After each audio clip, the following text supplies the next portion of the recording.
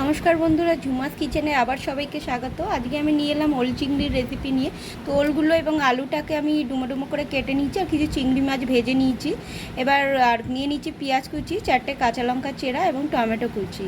তো চিংড়ি মাছ ভাজার তেলের মধ্যেই আমি প্রথমে ওলগুলোকে ভেজে নিলাম এবং ওলগুলো একটু ভাজা হয়ে গেলে আলুর পিসগুলোকেও ভালো করে ভেজে নেব।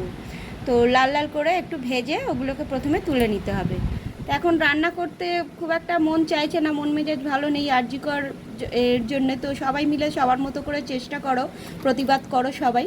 তো এবার আমি তেলের মধ্যে পেঁয়াজগুলোকে ছেড়ে দিলাম এবং কাঁচা লঙ্কাগুলোকে দিয়ে ভালো করে ভেজে নিলাম।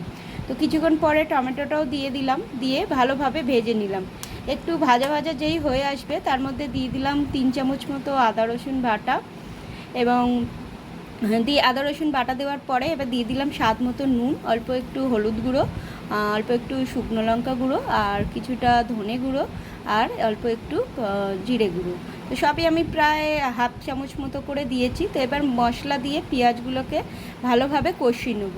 কষানোর পরে ভেজে রাখা আলু এবং ওলের টুকরোগুলো দিয়ে দেবো কষার মধ্যে, দিয়ে এবারে আরও ভালোভাবে মেশাবো।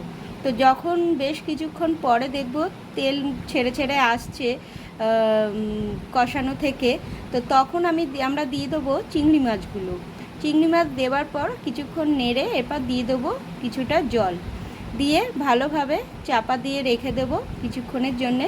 এবং যতক্ষণ না আলু এবং ওলটা সেদ্ধ হয়, তো ভালোভাবে ফুটে গেলে দেখো বন্ধুরা, দেখে নেবো আলু এবং ওল সেদ্ধ হয়েছে কি না। তো অলমোস্ট এটা রেডি হয়ে গেছে রান্নাটা।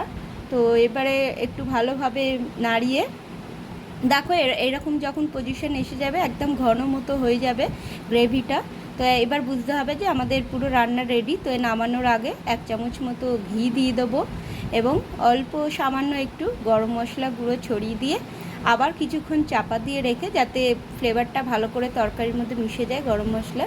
তো আমরা খাওয়ার জন্য একেবারে রেডি, গরম গরম সার্ভ করে দেবো ওল চিংড়ির রেসিপি। তো ততক্ষণ জন্য বাই, সবাই ভালো থেকো, সুস্থ থেকো এবং দেখা হবে আবার পরের ভিডিওতে। টাটা।